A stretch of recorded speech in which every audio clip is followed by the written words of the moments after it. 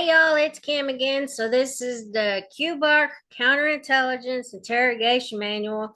I think this is the last section, and then we're gonna keep on rolling with some other documents I want to just go through. So I find so much stuff with all these podcasts that I watch, and then they mention certain things, and I'm like, whoa, I don't know about that, so I gotta go look into it. But anyway, let's keep going here. So, like I said, we got maybe like 7, 8 pages on this one. I don't know all the pages are going to be there, but you know how it is. Okay, so this is 8. So the non coercive counterintelligence interrogation, A, general remarks. The term non coercive is used above to denote methods of interrogation that are not based upon the coercion of an unwilling subject through the employment of superior force originating out of himself or outside himself. However, the non coercive interrogation is not conducted without pressure. On the contrary, the goal is to generate maximum pressure, or at least as much as is needed to induce compliance. The difference is that the pressure is generated inside the interrogatee.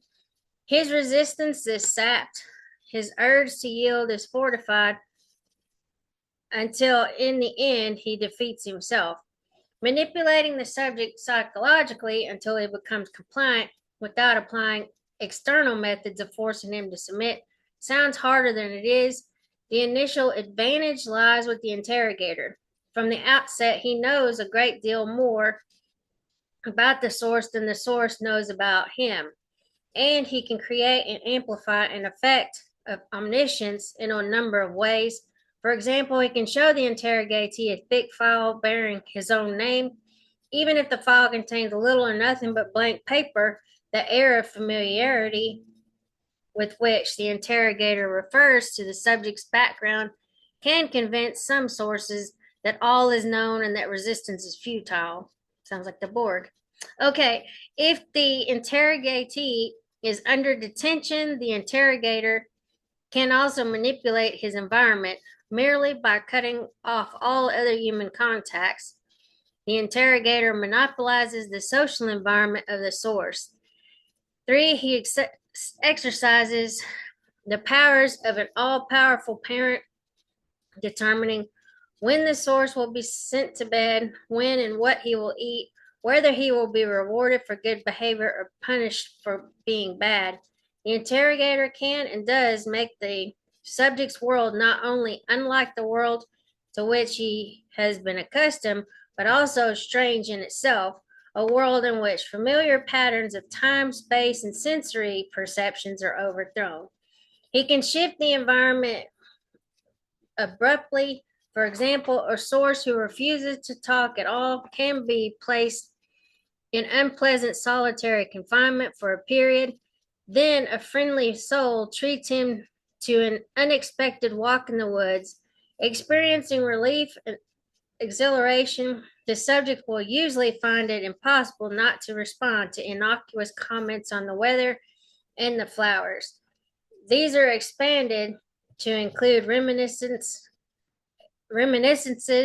and soon a precedent of verbal exchange has been established. Both the Germans and the Chinese have used this trick effectively. The interrogator also chooses the emotional key or keys in which the interrogation or any part of it will be played. Because of these and other advantages, this has all been redacted. Okay, so B, the structure of the interrogation. The counterintelligence interrogation consists of 4 parts: the opening, the reconnaissance, the detailed questioning, and the conclusion. So, the opening: most resistant interrogatees block off access to significant counterintelligence in their possession for one or more of 4 reasons. The first is a specific negative reaction to the interrogator.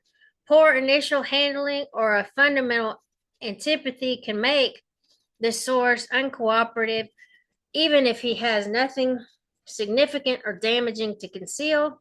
The second cause is that some sources are resistant by nature, i.e., by early conditioning to any compliance with authority. The third is that the subject believes that the information sought will be damaging or incriminating for him personally, and that cooperation with the interrogator will have consequences more painful for him than the results of non-cooperation. The fourth is ideological resistance. The source has identified himself with the cause, a political movement or organization, and an opposition intelligence service. Regardless of his attitude toward the interrogator, his own personality, and his fears for the future, the person who is deeply devoted to a hostile cause will ordinarily prove strongly resistant under interrogation. A principal goal during the opening phase is to confirm the personality assessment obtained through screening and to allow the interrogator to gain a deeper understanding of the source as an individual. Unless time is crucial, the interrogation should not become impatient. The interrogator should not become impatient if the interrogatee wanders from the purposes of the interrogation or reverts to personal concerns. Significant facts not produced during screening may be revealed. The screening report itself is brought to life. The type becomes an individual as the subject talks, and sometimes seemingly rambling monologues about personal matters or preludes to significant admissions. Some people cannot bring themselves to provide information that puts them in an unfavorable light until, through a lengthy prefatory rationalization, they feel that they have set the stage that the interrogator will not understand why they acted as they did. If face saving is necessary to the interrogatee, it will be a waste of time to try to force him to cut the preliminaries short and get down to cases. In his view, he's dealing with the important topic, the why. He will be offended and may become wholly uncooperative if faced with insistent demands for the naked what. There is another advantage in letting the subject talk freely and even ramblingly. In the first stage of interrogation, the interrogator is free to observe. Human beings communicate a great deal by nonverbal means. Skilled interrogators, for example, listen closely to voices and learn a great deal from them. An interrogation is not merely a verbal performance, it is a vocal performance, and the voice projects tension, fear, a dislike of certain topics, and other useful pieces of information. It is also helpful to watch the subject's mouth, which is, as a rule, much more revealing than his eyes. Gestures and postures also tell a story. If a subject normally gesticulates broadly at times and is at other times physically relaxed, but at some point sits stiffly motionless, his posture is likely to be the physical image of his mental tension. The interrogator should make a mental note of the topic that caused such a reaction. One textbook on interrogation lists the following physical indicators of emotions and recommends that interrogators note them, not as conclusive proofs, but as assessment aids. One is a ruddy or flushed face is an indication of anger or embarrassment, but not necessarily of guilt. 2, a cold sweat is a strong sign of fear and shock. 3, a pale face indicates fear and usually shows that the interrogator is hitting close to the mark. 4, a dry mouth denotes nervousness. 5, nervous tension is also known by wringing a handkerchief or clenching the hands tightly. 6, emotional strain or tension may cause a pumping of the heart, which becomes visible in the pulse and throat. 7, a slight gasp, holding the breath, or an unsteady voice may betray the subject. And 8, fidgeting may take many forms, all of which are good indications of nervousness. 9, a man under emotional strain or nervous tension will involuntarily draw his elbows to his sides. It is a protective defense mechanism.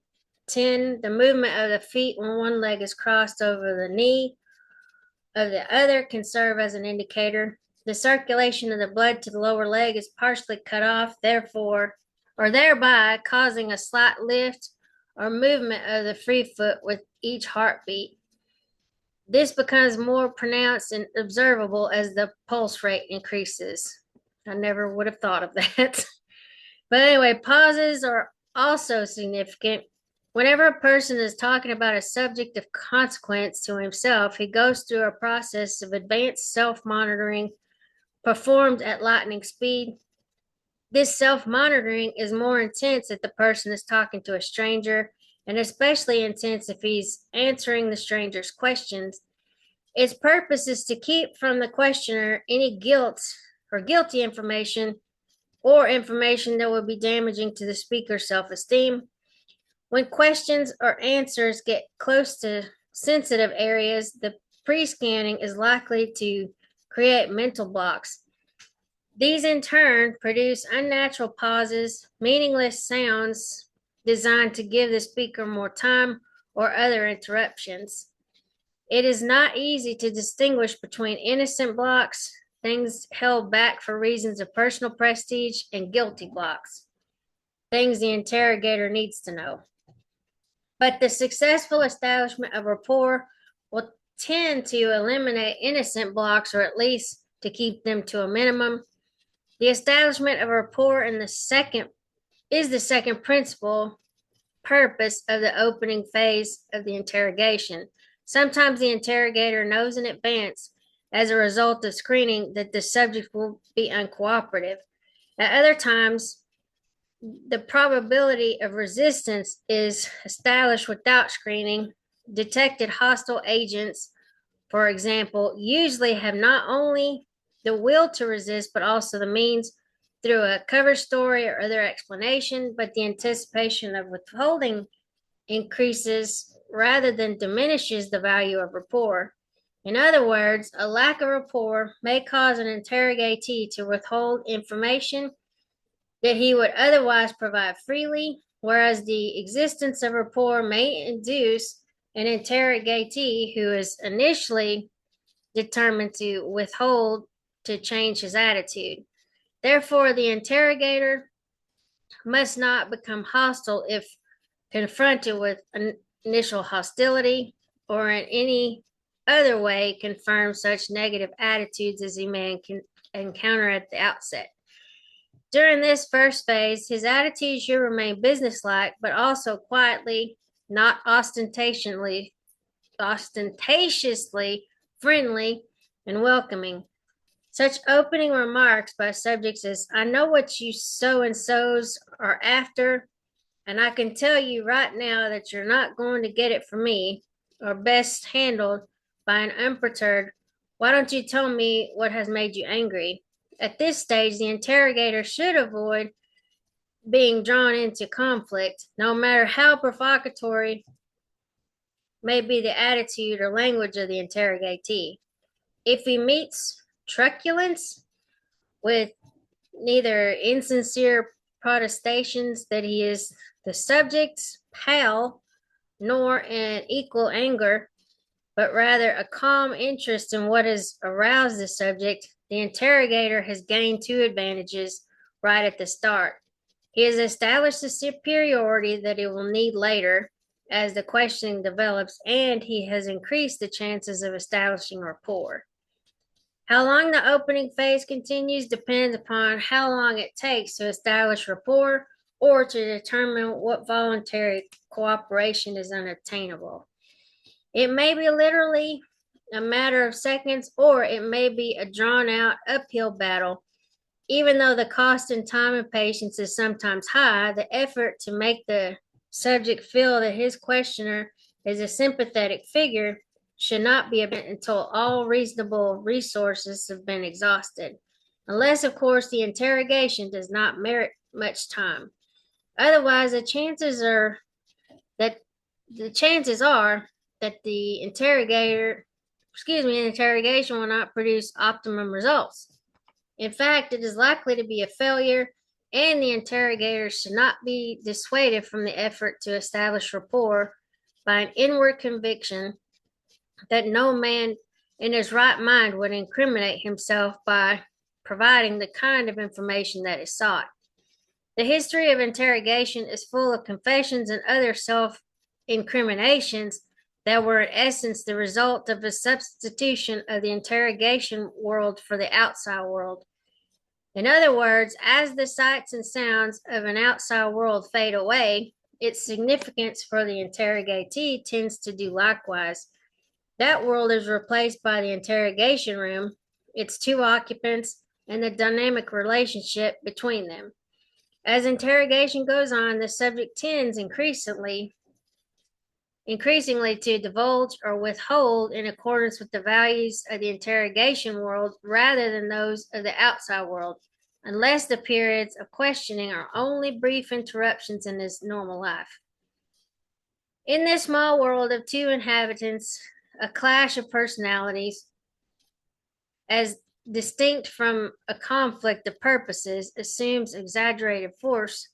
Like a tornado in a wind tunnel, the self-esteem of the interrogatee and the interrogator becomes involved, and the interrogatee fights to keep his secrets from his opponent for subjective reasons, because he's grimly determined not to be the loser or the inferior. If, on the other hand, the interrogator establishes rapport, the subject may withhold because of other reasons, but his resistance often lacks the bitter, last-ditch intensity that results if the contest becomes personalized. The interrogator who senses or determines in the opening phase that what he is hearing is a legend should resist the first natural impulse to demonstrate, good Lord, its falsity. In some interrogatees, the ego demands the need to save face, are so intertwined with preservation of the cover story that calling the man a liar will merely intensify resistance. It is better to leave an avenue of escape, a loophole which permits the source to correct his story without looking foolish. If it is decided much later in the interrogation to confront the interrogatee with proof of lying, the following related advice about legal cross-examination may prove helpful. Much depends on the sequence in which one conducts the cross-examination of a dishonest witness. You should never hazard the important question until you have laid the foundation for it in such a way that when confronted with the fact, the witness can neither deny nor explain it. One often sees the most damaging documentary evidence in the forms of letters or affidavits fall absolutely flat as betrayers of falsehood, merely because of the unskillful way in which they're handled. If you have in your possession a letter written by the witness in which he takes an opposite position on some part of the case to the one he is just sworn to, avoid the common error of showing the witness the letter for identification and then reading it to him with the inquiry, "What have you to say to that?" During the reading of this letter, the witness will be collecting his thoughts and getting ready his explanations in anticipation of the question that is to follow, and the effect of the damaging letter will be lost. The correct method of using such a letter is to lead the witness quietly into repeating the statements he has made in his direct testimony in which his letter contradicts. Then read it off to him. The witness has no explanation. He has stated the fact. There is nothing to qualify. 2. The reconnaissance. If the interrogatee is cooperative at the outset, or if rapport is established during the opening phase and the source becomes cooperative, the reconnaissance stage is needless. The interrogator proceeds directly to detailed questioning. But if the interrogatee is withholding, a period of exploration is necessary. Assumptions have normally been made already, as to what he is withholding, that he is a fabricator or an RIS agent, or something else he deems it important to conceal, or the assumption may be that he had knowledge of such activities carried out by someone else. At any rate, the purpose of the reconnaissance is to provide a quick testing of the assumption and, more importantly, to probe the causes, extent, and the intensity of resistance. During the opening phase, the interrogator will have charted the probable areas of resistance by noting these topics which caused emotional or physical reactions, speech blocks, or other indicators. He now begins to probe these areas. Every experienced interrogator has noted that if an interrogatee is withholding, his anxiety increases as the questioning nears the mark.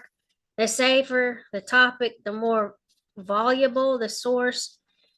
But as the questions make him increasingly uncomfortable, the interrogatee becomes less communicative or perhaps even hostile.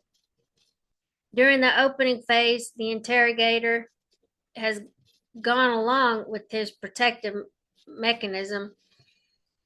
Now, however, he keeps coming back to each area of sensitivity until he has determined the location of each and the intensity of the defenses. If resistance is slight, mere persistence may overcome it, and detailed questioning may follow immediately.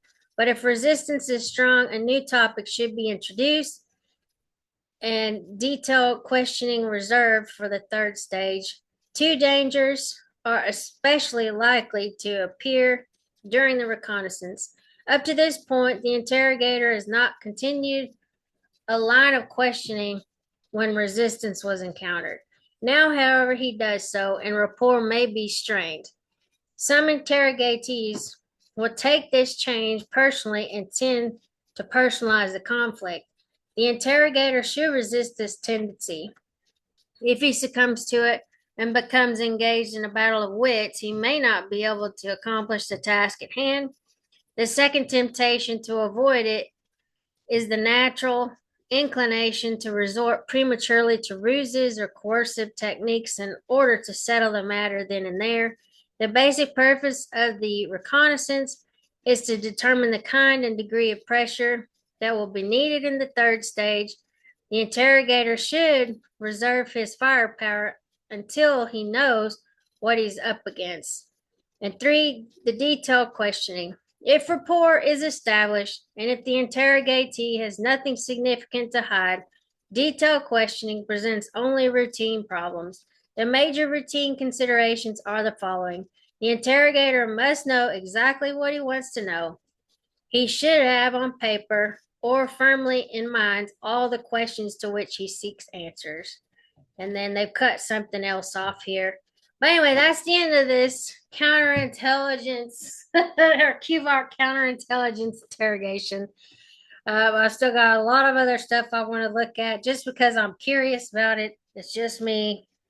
You don't have to watch it, whatever. But I mean, I just am curious and I like sharing stuff like this if anybody else is curious about some of the things that's gone on in the past, because sometimes it comes back in the present and it may show up in the future. So you never know. Because I mean, even with this, Senate torture report, and then I also want to look at the MK Ultra. I know this is just the Senate report on it, but I got other stuff, like I said, I want to look into because I think they use coercive means, counterintelligence kind of stuff in that.